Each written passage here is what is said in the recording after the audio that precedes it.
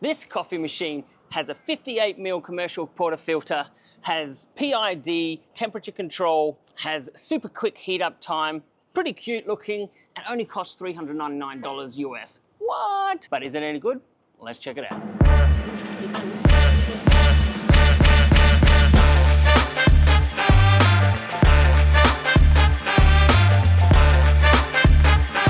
G'day mate, my name's Ryan, and today I want to take you through the Gemilai 3006, otherwise known as the Gemilai OWL, because it kind of looks a little bit like an owl with the stretch of an imagination. And I got this machine from Gemilai for free, and that's a nice gesture, and I do appreciate people sending me these machines to review. However, it doesn't skew my opinions of it. I really want to tell you what I love about this machine, what I sort of don't love about it, and I want to give you my honest opinion, the stuff that the salespeople won't tell you about, or the things that won't appear in the brochure, so you can make an informed decision about whether or not this is the right machine for your home. And as I like to do with a lot of these machines that I get given over time, is to actually give them back to you guys, to the community that support me by watching and liking these channels. So how can you win this? Simply write in the comment section below what it means to you to have a machine like this, why it would make a difference in your kitchen, and you could be the lucky one that goes home with this machine. Now, this will apply to people in the US because it is a 120 volt machine.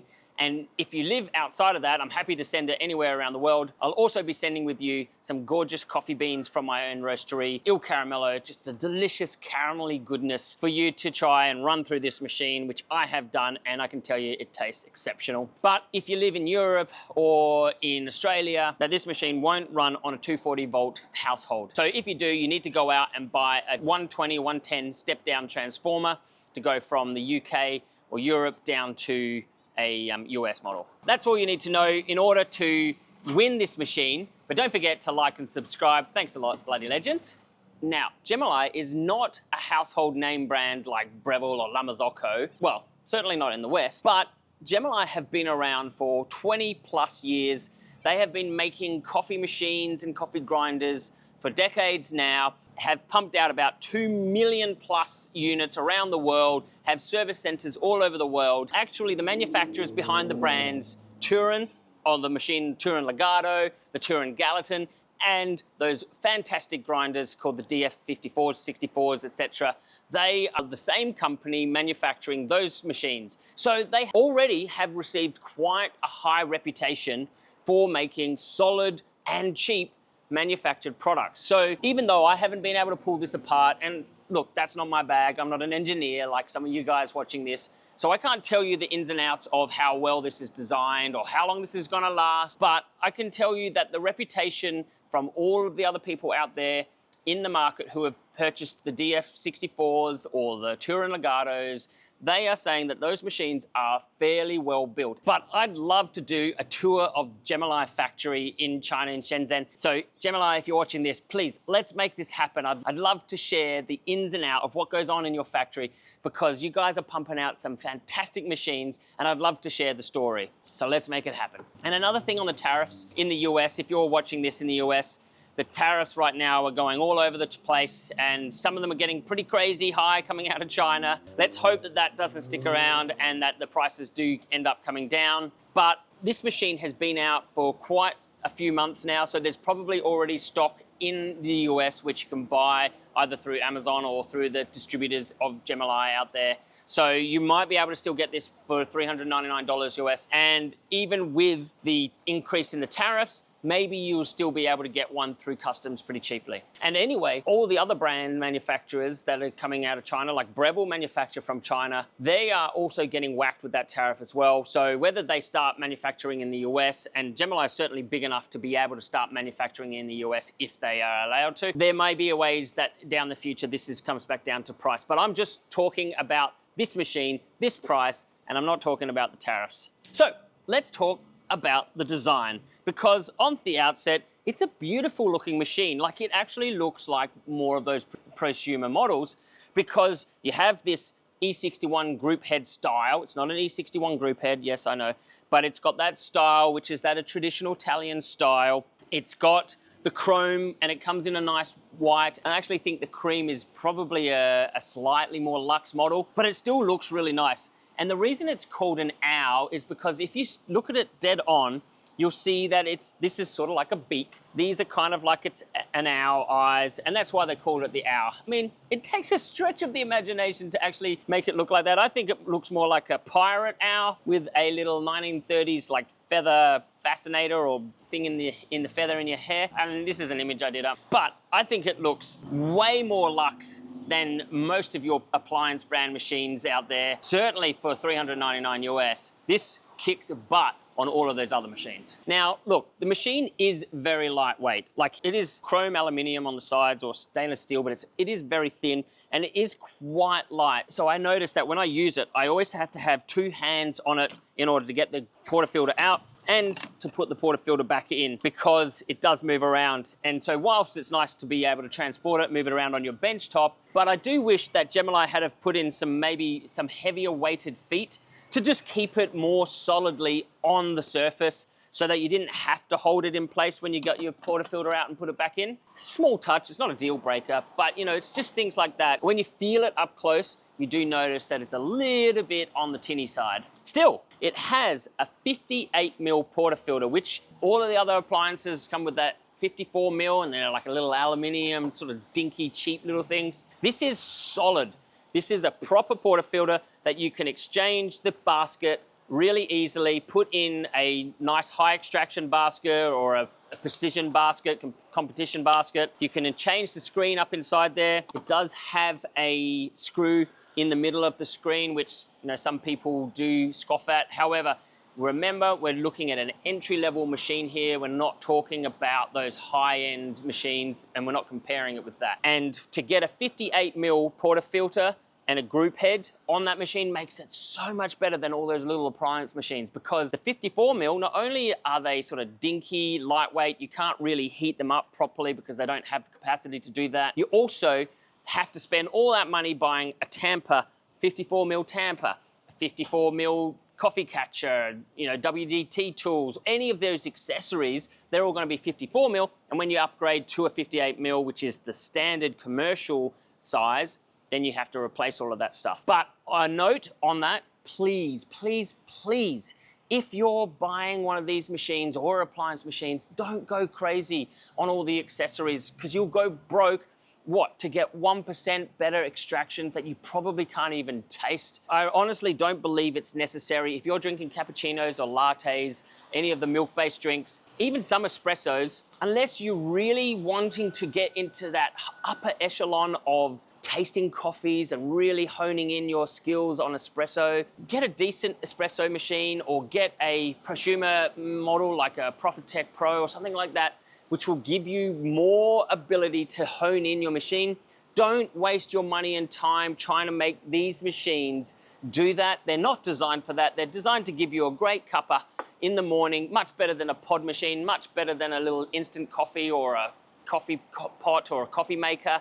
So much better than those machines. The extractions from this are exquisite. I kid you not, they are so good. If you're making a flat white on this, you will be extremely happy. So just wait until you can afford a proper high-end or a prosumer model before you go deep diving into all the accessories. There's a couple of accessories you could buy. Like, you could upgrade your tamper. This is pretty lightweight. You could definitely upgrade the portafilter. And the great news is that this takes other portafilters like your Passado naked portafilters and such. They are fantastic, and I definitely recommend you doing that. Also, you could get yourself a scales that can go down to 1 gram, and a coffee catcher, and maybe a small WDT tool. I just named about $1,000 worth of goods there, so I don't know what I'm saying. But honestly, start off with this. Work your way up from there. Don't go crazy. This machine is only as good as your grinder. Save thousands of dollars on a bigger machine if you need to, and invest that into a really good grinder like the Turin DF64, fantastic grinder that would go really well with this machine, same company. So things like that is just about being smart.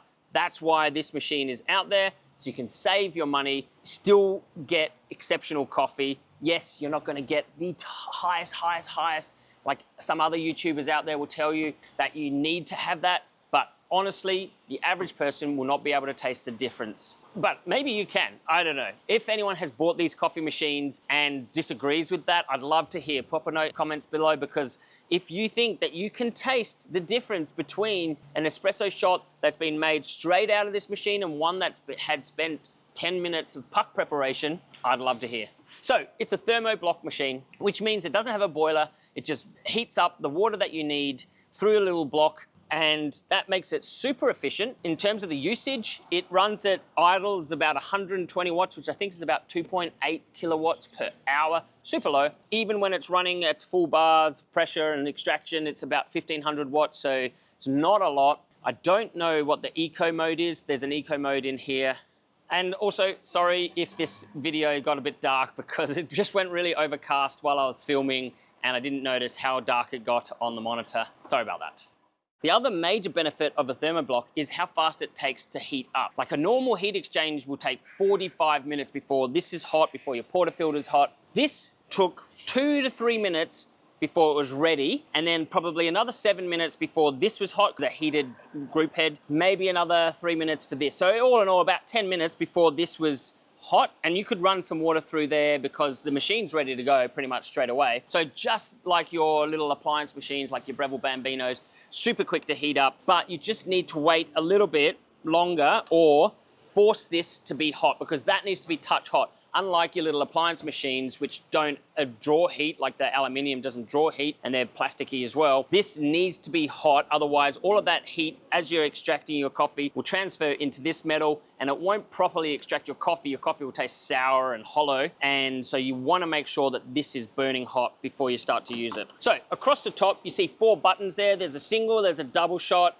and there's a continuous mode, and then a steam. And now I really like that they've added the continuous button because for me, I don't want a button that's preset to tell me when my coffee is ready. I want to see it extraction, I want to see the weight, and then I want to see how it's pouring to really know when I want to stop that coffee. But of course, these are programmable. You can just hold them down, run your coffee shot, and that will set that. So you can set your single dose, you can set your double dose, and that's good having that volumetric buttons there to be able to, rather than just a timer, you can actually put through the amount of water that you need to get the extraction. So if you like a longer extraction and you just want to use the buttons, you don't want to have to manually extract every morning, you can go ahead and do that. And as I was saying before, if you're going to purchase any accessories, you could get yourself a scale that goes down to 0.1 of a gram, or even 1 of a gram is just fine to get started, but just something that will measure the coffee extraction, the liquid coming out. Because like you would do with a normal recipe, if you're making something very fancy, you want to know the exact recipe to guide you through those first coffees. So when we talk about a coffee ratio and a recipe, we are wanting to get a 1:2 ratio, which is 1 part coffee, 2 parts of liquid extraction. That means if you're putting in 18 grams of coffee into the basket here, you want to get roughly 36 grams in about that 27 to 32 second extraction time. Give or take, because obviously we're going to add pre-infusion, which is another feature on this machine, but I'll talk about that in a second. So once you have that guide, you know now, okay, if I use that as my original recipe, I can tailor it to my taste, because don't rely on recipes to give you the accuracy. Use your palate. If it tastes burnt and bitter, it means you're going a bit too long, it's a little bit too over-extracted. Dial it back a bit, maybe coarsen the grinds, maybe lower the dose down. That will help you then determine whether you're getting that sweet spot in the coffee. If it's under-extracted, it'll taste sour and hollow, and that's when you know you need to slow down that extraction a little bit more, so you want to drag it out a bit. So that's why that window of that 27 to 32 seconds for your extraction, not including pre-infusion, is what we call the guideline for that recipe. But that's why I love using the manual button, because then I can go, right, look at that.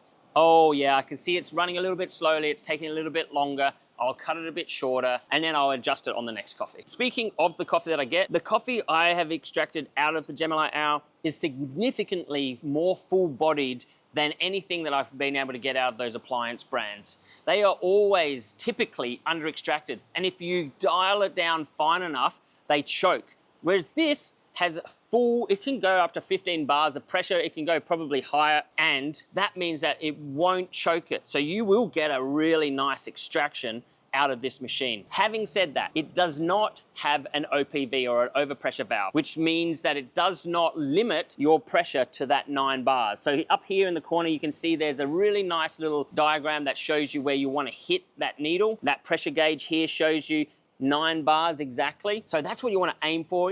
It's okay to go a little bit over, a little bit under, but it's really to show you where you want to go for. But not having an overpressure valve means that it can go up to 15 and it can get into the dangerous area where not only is it making your coffee bitter and astringent and burnt, but also can damage the pump. So just be aware, you do not want it seeing it up around that 15 or 20 bars. Maximum you want to aim for is 12 bars. But even so, if it's hitting that 12 bar, maybe just coarsen it up a bit, maybe drop the dosage down, just so you can see it back into that 9, 10 bars. Now, as I mentioned before, there's a pre-infusion, and that's fantastic because what pre-infusion allows is just to wet the puck, lets that puck saturate a bit, just evens out the extraction a little bit, and it just gives you more variety to play around with different types of roasts. So add your pre-infusion setting here. You can go from 0 up to, I think it's 10 seconds. And the pre-infusion timer is easy to set. It's just a really easy way to set it from 0 bars. You can turn it off or you can go up to whatever. One thing to note with the pre-infusion, it's not true pre-infusion.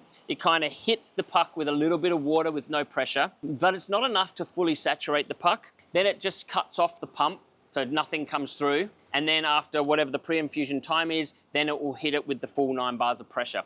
So it's not a true pre-infusion, but it gives you that little bit of, again, it's not a prosumer machine, it's an entry-level machine, but it's just giving you those options if you need it. The other thing that I love about it does have a PID controller, which is the stabilizer for your temperature. So the water temperature in there isn't gonna fluctuate, and because it doesn't have a boiler, it doesn't have to do it continuously. It's very easy, it's much easier to manage, and you can set that, the range is from 80 degrees right up to 100 degrees Celsius, or I think that's 176 Fahrenheit, 215 Fahrenheit. And unfortunately, if you use the metric, you can't really do much about it because the Fahrenheit is actually printed on the screen, so you can't actually change it to Celsius. You'll have to do the calculations. This is clearly aimed at the imperial market, US market, but with the PID controller, it gives you the ability to play around with different types of roasts as well. So generally speaking, I tell my customers to set their temperature to about 95 degrees Celsius, which then just gives you that middle of the road range. So for your medium roast coffees, if you're going darker, you can definitely make that lower. And if you're going lighter roast, like if you want to experiment with some light roast, then you can pump that up to be a much hotter temperature. But again, advanced, this is entry level. Don't get carried away. But I'd love to know, maybe you do buy an entry-level machine and want to play around with a light, a medium, and a dark roast. I'd love to hear, pop a comment in the section below, and don't forget to subscribe. Steaming is also very easy. You need to press the button up the top to set it to go to the steam because it is a single thermo block, so it means that it does have to adjust the temperature from your brew settings up to your steam because they're quite a bit higher. But it doesn't take very long. It's about a minute wait. That's not very long at all. And I love the fact that they've put this little actuator on here. I think this is really nice. Like some of the pro baristas out there will probably scoff at this lever. However, when you're a newbie, this does make you feel like a proper barista. And I love that. And there aren't many machines that have this. The other thing I love about this is having the ability to flush and purge your steam wand, because you should flush it before you use it, and you definitely need to flush it after you use it because there's a buildup of little water inside here, and you don't want that water diluting your milk. Also, after you've used it, any milk excess that sits inside there needs to be flushed out. Otherwise, it could just sit up in here and block it up, gunk it up. Not very good, not very hygienic. It's just fantastic to do that. And a lot of appliance machines don't have this ability because once you press off button on the steam, then it reverts back and it takes another minute or two before you need to do it. So flushing it is just not an option. So having this to purge is just beautiful. One thing to note though is that I had it a little bit forward. I knocked it, I think, when I was playing around with it, and then it just completely errored and I couldn't work out what was going on. And then I realized, oh, this needs to be back started with before, otherwise it won't warm up properly. So that's just a little side note. Now the steam one has 2 holes in it. but it isn't the most powerful steam wand. I did find using it that it is a little bit on the slow side. It's 1500 watts. I don't know what that relates to in terms of how many bars of pressure you can get out of this, because I know it has to do with the temperature, but it did seem a little bit slow. Certainly it's slow doing 2 coffees, but 1 regular coffee take you about 30-40 seconds to do. It's not the end of the world, but it did notice it's slow, and I couldn't quite get the silkiest, fluffiest steam milk I would normally get on, say, a commercial machine or some of the other machines that I've tried. So that's something to note. It's a little bit bubbly. I still got nice silky milk, but it wasn't that next level silkiness. Again, I have to always remind myself that this is $399 US, and what machines at that level give you great milk? Not many. And I do wish it had slightly better rotational range. I love the fact that it's nice and long. A lot of those other machines that are out there, especially at the low end, have these really dinky short ones that are hard to get under. Often they're covered by a space here and you've got to try and fiddle around to get your milk jug underneath. It makes it incredibly difficult. This is fantastic, but just to be able to rotate that a little bit more would have been nice. Still, it's not a big deal. I just wish that maybe the ball bearing was on the outside so you could just get full rotation. However, it's not a deal breaker. As I mentioned before, it has an eco mode. It kicks in after about 28 minutes. And what that does is basically bring it right down in terms of its power consumption. I couldn't find exactly what power usage it is using when it's in eco mode, but I think if it's 2.8 kilowatt per hour, it's got to be lower than that. Like, I'm thinking it's got to be 50%, but I couldn't find any data on that. So maybe Gemini could actually help me and then find out, tell me what is the usage on there. What I did notice is that when I went to press it back on, it just instantly ramps up full bar straight away. So that was really good. Like, if you really wanted to, you could turn it off, but having that in eco mode just means it goes straight into full bars of pressure straight away. It's from eco mode back to full use. It was within like a minute. No, it was in like 10 seconds. And this stayed hot as well, which was fantastic. Now, what do I love and what do I not love? I love that you can get what looks like a prosumer machine for the cost of an appliance machine. And it looks really impressive on your countertop, especially in the cream or white, and maybe they'll bring out other colors down the track. I do love that. I love that you can extract excellent tasting coffee very, very easily without compromise, really. And it's super easy to use for newbies. I do also love, and I forgot to talk about this, but a big 1.7 litre container for your water, which is fantastic. Means that you won't have to fill it up after every couple of coffees.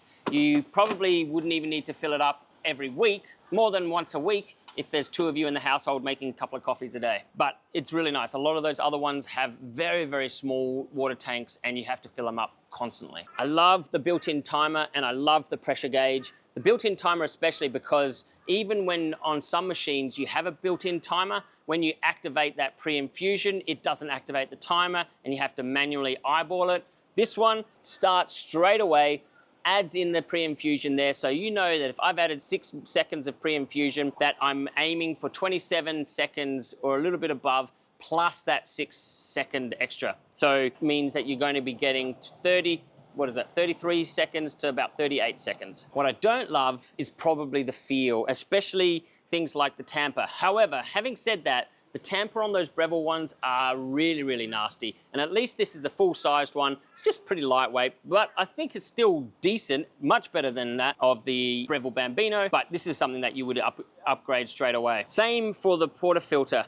The handle, although this is really solid and I love the weight of it, the handle has these really, I don't know if you can see it, they have these really like thin lines on here and it actually irritates me that that feels like that. But again, upgrade it, get yourself a nice naked portafilter from Passato or one of the other manufacturers. The exciting part of this is it does take all of the portafilters or a lot of the portafilters. Please check with your manufacturer yet, but it is fantastic because that means you don't have to rely on this. Even though this is good for extractions, I feel that it's going to annoy you having these rough little lines all the way around it. So yeah, definitely something that I wish they would upgrade. Maybe that's something they can do. Other than that, I think it's a fantastic machine. It's a low risk for $399.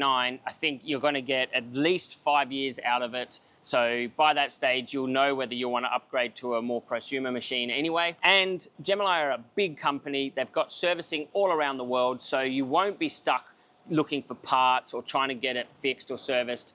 And There may be someone out there who's pulled it apart and done a better internal review that can actually understand and explain to you how well it's designed inside, but from the outside and for the price, I think it's a very good deal. Anyway, that's my 2 cents. I'm Ride, your coffee coach, and as always, enjoy your brew.